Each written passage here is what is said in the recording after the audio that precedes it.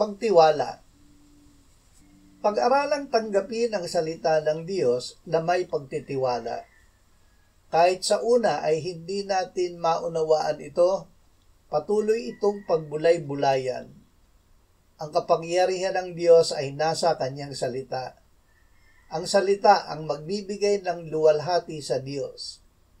Kahit wala tayong nararamdamang kapangyarihang manalig o sumunod, ang salita ng Diyos ay buhay at makapangyarihan.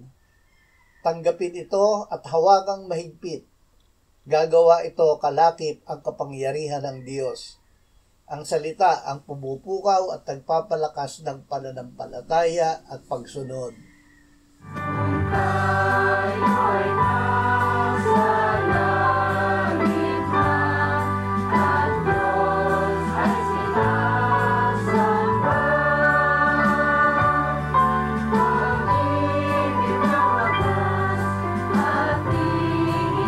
Sa